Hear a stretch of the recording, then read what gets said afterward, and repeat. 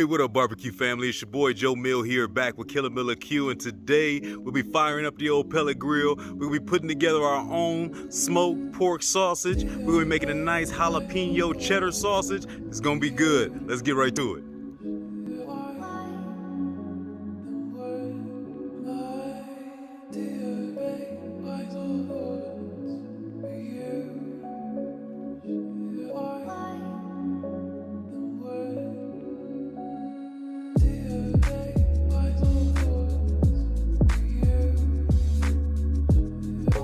Let's cut that music.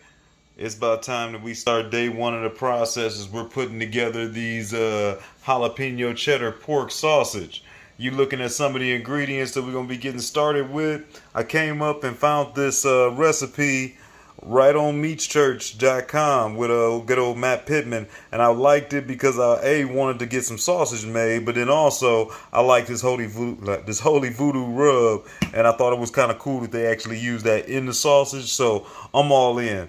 So basically you're looking at day one of the process. We're basically going to go ahead and get everything seasoned up in this meat, and we're going to give it a chance to kind of incorporate. I'll be throwing some aluminum foil back on it and tossing it back in the refrigerator. And then tomorrow we'll get together and we'll start the actual grind, and we'll go ahead and start the casings and then getting everything stuffed. And then from there, they'll sit again overnight. We'll go out there, we'll give them their first smoke, and we'll get to business, shall we?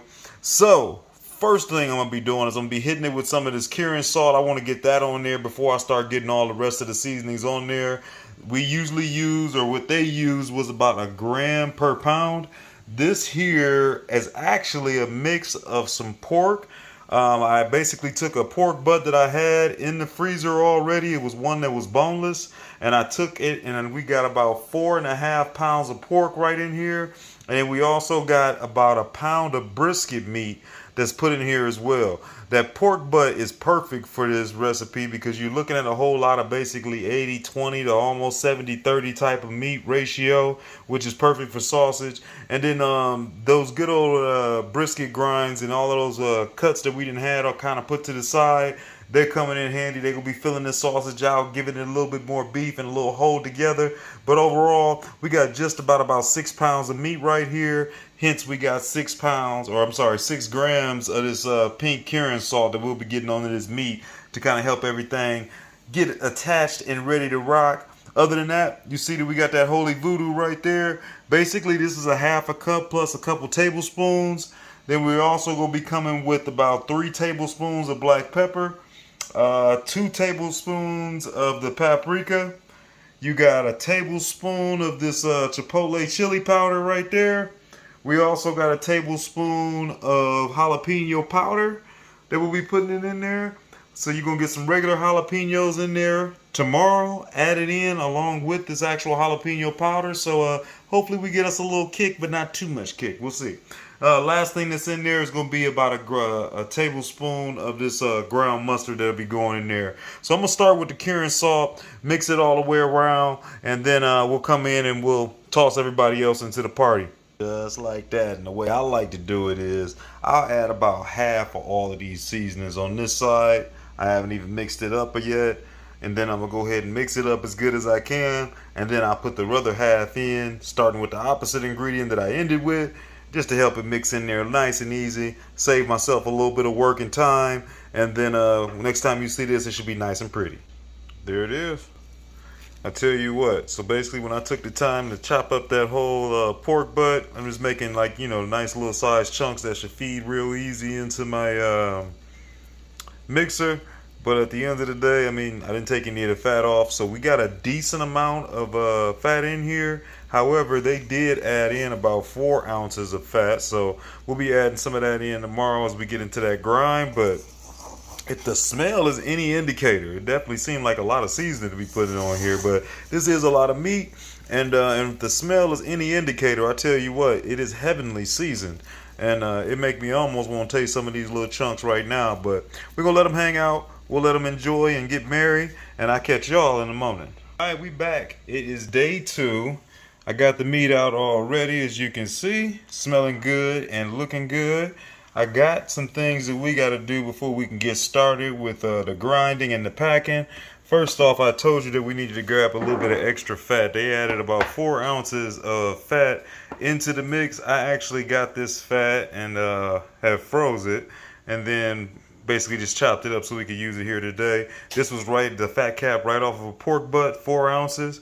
It's all chopped up. I'm gonna be mixing this in there with this as well to get us to a good consistency and fat ratio along with the meat.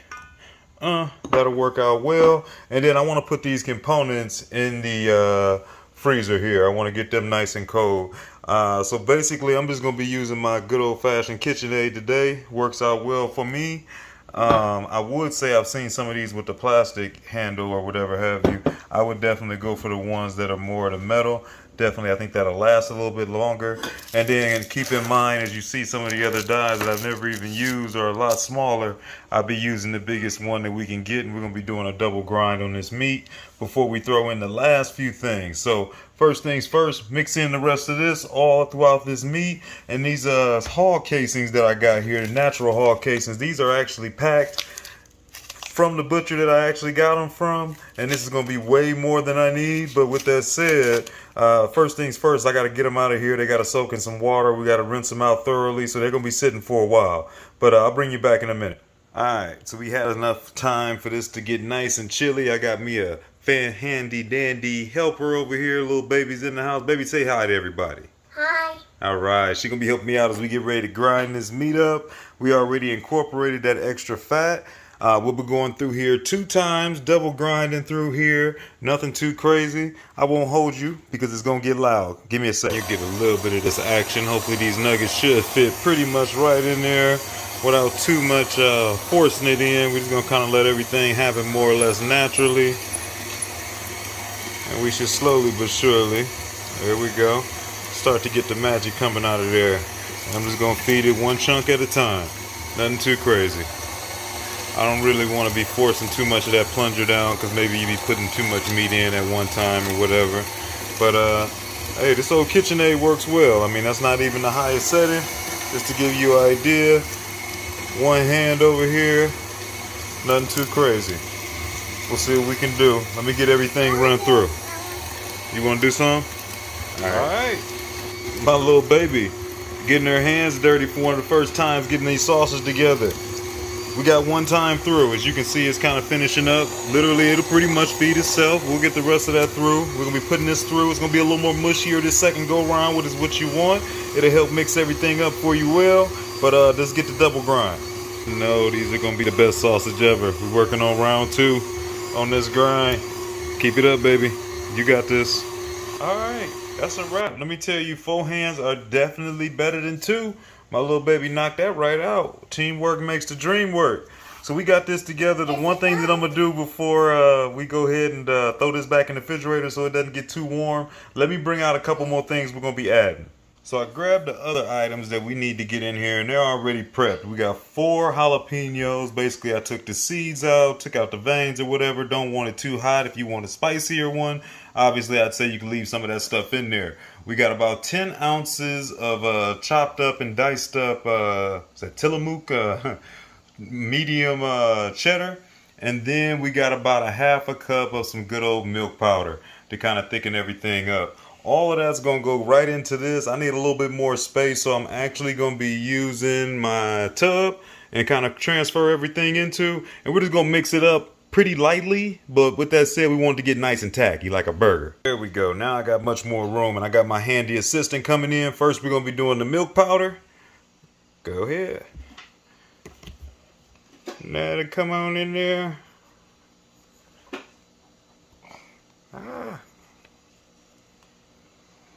All right. And then we're going to be going with the jalapenos. There we go. That's the jalapenos, all of it. Let's spread them around. There you go. Give them a little shake. And help them come out of there. And then finally, let's come with the cheese. All of it? All of it.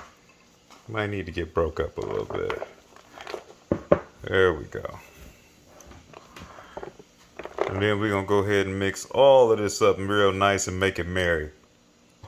We didn't got it to the point where it's pretty tacky, right? Sit up in your hand a little bit, like I said.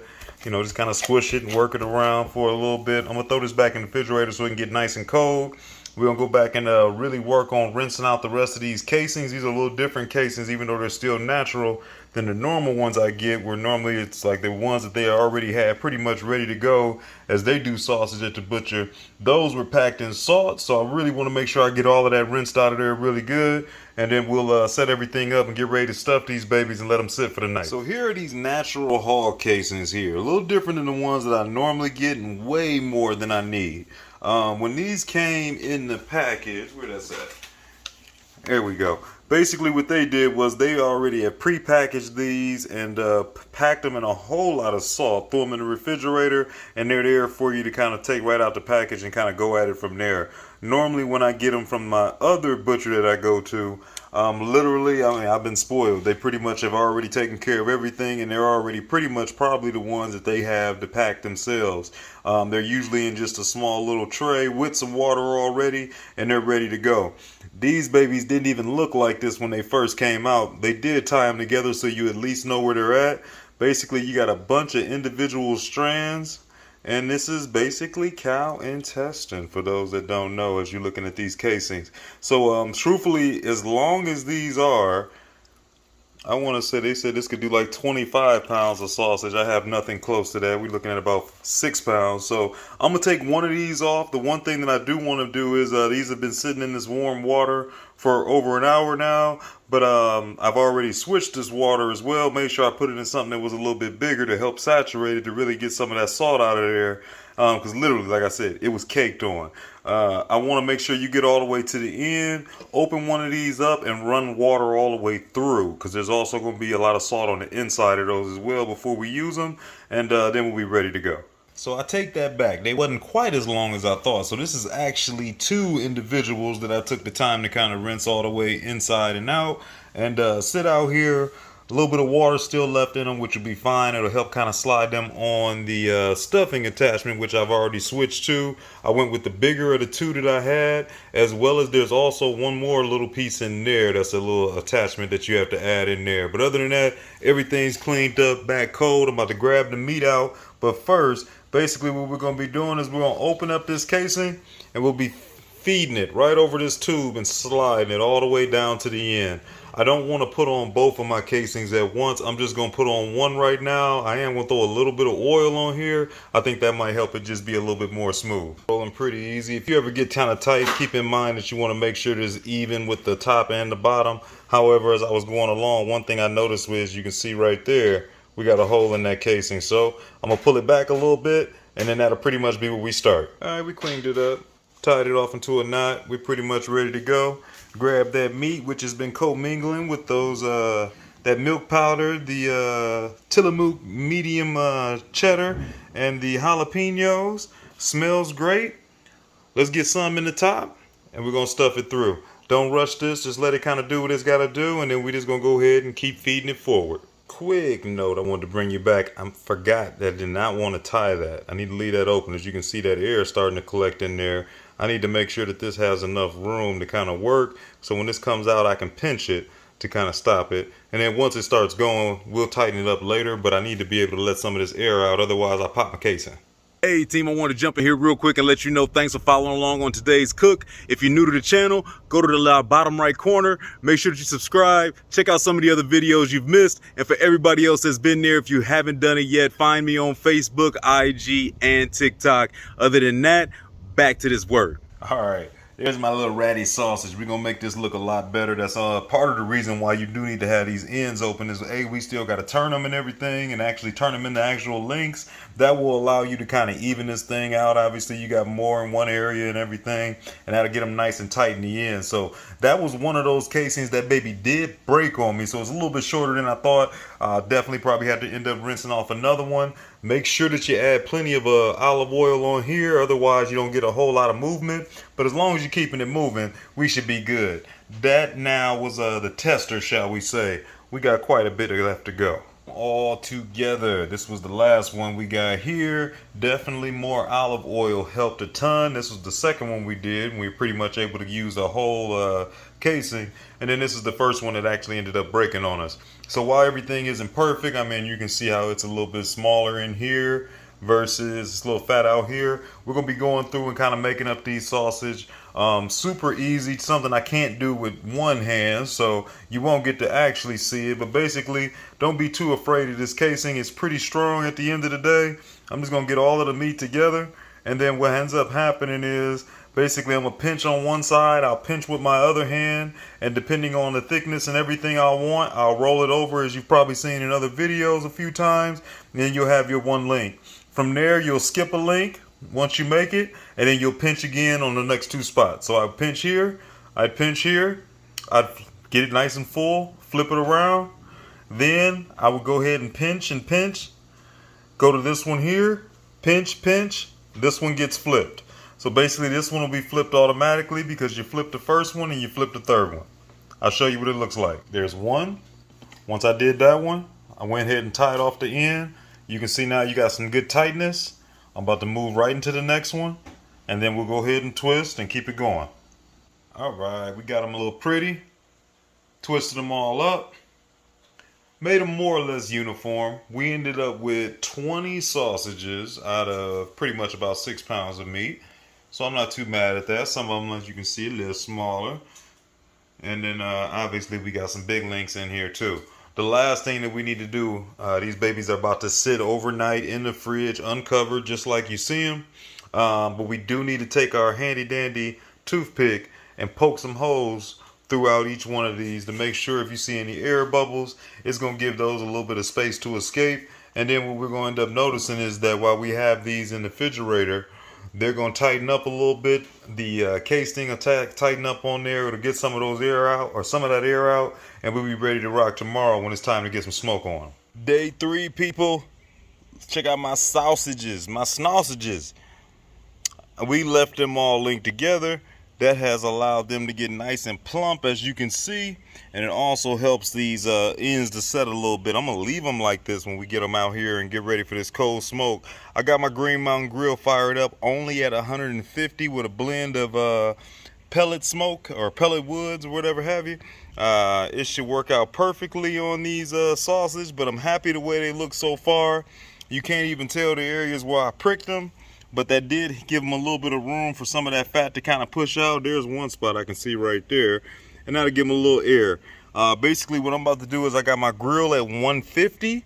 I only want to take these up to about 150. 150, 155, somewhere in between the two in there. Basically, excuse me, allowing them to cook a little bit, allowing these casings to tighten up. After about an hour, I'll come back, we'll slit these, I'll flip them over and whatever have you, and then we'll start temping them out from there. But I'm expecting roughly 2.5 at the most hours before these are said and done. To the pit. All right, night sausages. I'll see y'all. We'll bring it back in about an hour when it's time to flip them over and get a snip. But before we do, check out all that beautiful color we got going on in there. You can see that jalapeno, you can see that cheddar. I am happy with this for a football Sunday. Let's find out what it's gonna take like. Cold smoke getting started right now. We're about an hour in. So we are dialed in at 150, and I tell you, it took a minute to actually get back down to 150. Once this Green Mountain kind of got going and kind of initially kicked up, it usually will spike up to 200 plus, 250. Ooh, look at my color coming through. And it took a while to get back down to 150, so I had to get the grill going pretty early, and then I actually had to open it up and just let it calm itself down to actually get down. But once it got down to 150, which it was when the time we started, it's been rolling and it hasn't moved at all. But as you can see, I'm super pleased with the way these is looking. You can kind of see them sweating out a little bit and tightening up nice and tight. They already was nice and tight. I'm feeling really good about where we at right now. I'm about to flip these over, and then we're gonna go ahead and split these little links in between, and then we'll let them keep on going until we get to about 150. I'm guesstimating another hour. I'll take a peek in one of these just to kind of see. Let me give you a peek at what it looked like. Everybody flipped over. I have, he's actually touching a little bit. Move that. That's actually because I was just in there. Actually, I temped this one out right here, which is usually, this is my warmer area in my grill, and it was at about 114.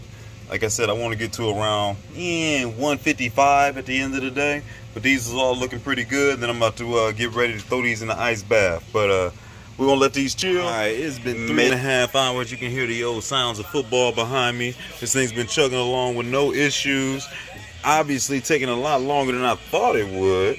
But they're going to be nice and smoky when it's all said and done. Still not at 150 yet, though. I checked a couple of these out. I'm still hovering around the 135 range. So it's going to be a minute. So maybe this end up be a 4-day cook before I actually get a chance to taste them. But I'm going to sit back, let them get this smoke. I'll bring y'all back when it actually look like it's something else to see when we get to the ice bath. All right, let me throw this light on for you. I'm bringing you back. Believe it or not, it's been like 4.5 hours. I end up cranking up this temp a little bit so I can start getting these babies done. I'm starting to see some of these at 150-ish.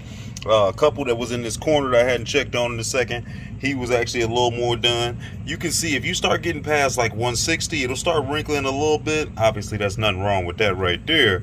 But just to kind of give you an idea what you want or what you get. But I'm about to start going through an individual temping. Some of these will stay, some of these will go. But they're pretty much like him. Let me make sure you get up off of there. We're dropping them right in that ice bath. Just like that, nothing crazy. Let them sit in there for at least good 2 minutes. You can also grab you a paper towel right now when you bring them out of that ice bath and give them a little wipe off, get some of that darkness off of, maybe some of that dirtier smoke that you get with the cold smoke, and that'll make them look nice and pretty. And then from there, they'll be done. And from there, all you got to do is go ahead and cook it and think of it as any sauces that you get from the store. So let me get to work. Let me find the ones I need to get up off of here. We still looking good. They're going to have plenty of smoke in here. I can't wait to taste the flavor. It's going to be a 4-day cook because we're going to taste it tomorrow. Man, that has been a small marathon, but you know what? At the end of the day, I'm happy with what we got. Take a peek. You can see that cheese and them jalapenos and everything is still nice and individual. Pull one of these babies out after getting a good old-fashioned ice bath to kind of tighten them up and stop that cook. These is done for the day. These is ready to go. Eventually, I'm going to go ahead and get these into a vacuum seal. But for right now, what I'm going to do is throw these in the fridge. And then tomorrow, we'll cook one up and see what it tastes like. It's time to eat. Or it's time for y'all to get a chance to see what it is. Because I done already got me a little bit of a taste of these. We was able to chop some of these up and cook them in a pan with some peppers and everything yesterday for dinner. So that actually tasted pretty good. I'm interested to see what these babies look like and how they feel coming up off the smoker. Basically, I got that already up, fired up to 250. We're going to be letting these come up to about 155. And then we're going to get a taste. But first, I want to take a peek at what it looks like in the middle. So as we get this baby opened up, you check it out. You can definitely still see some of them jalapeno chunks in there. I can see a little bit of that cheese and everything and the fat. I feel like it got a good overall distribution. Let's see from the other side. I feel like I want some bigger pieces of cheese in there. I love cheese. All right, we're going to see what this tastes like once we get them warmed up. And there they go. We up to 250 already. Let me hurry up and close this back down. We'll see how these come out. We ended up with 20 of them sausage all together. We got to start packing some of those up and get those in the freezer. But a little something to taste on. Woo! So it's been like 29 minutes, just about a half hour. All of these are almost at 150. Those other two still need a little bit longer. You can see some of my cheese from this one that got sliced open, squished up out of there. Man, y'all tell me that don't look like a good looking sausage. Hold on, let me get that thing to focus on your right. Let's see. You treat him right. Got a good looking color. You can see that cheese in there and everything. The jalapeno. Oh yeah, that's how I want to taste it. Let me close this up, get these two done. We're gonna see what we got right here. Alright, got that closed back up. Now I was gonna think about, I should sit back and wait. Oh yeah, it's only at 150. 155, I mean. Let's go with it. Oh, look at that little bit of cheese. Can y'all hear that? Good consistency all the way through. Smooth flavor. You can taste that cheese in there. And that jalapeno is not hot at all. Even with that jalapeno powder in there. Definitely got a little kick on the back of it though. Let me get another bite. Let me check it out. There you go, a little close up of that cross section. Baby, nice and juicy. As you can see, Oh yeah, I'm not mad at this at all. Aftermath, wifey gets the other half. We about to slice this big daddy open, and we're gonna get us a taste. I mean, I don't know if you can tell, man. This color on this thing, get it out here a little bit in the light. Beautiful, beautiful. And after having one, or having another one, and having it off the smoker, I love that it actually took so long. It's got a nice bit of smoke in there, but we'll talk about that in a second. Let me cut him open. There we go. Beautiful looking sausage in there. Nice and juicy. That cheese coming through.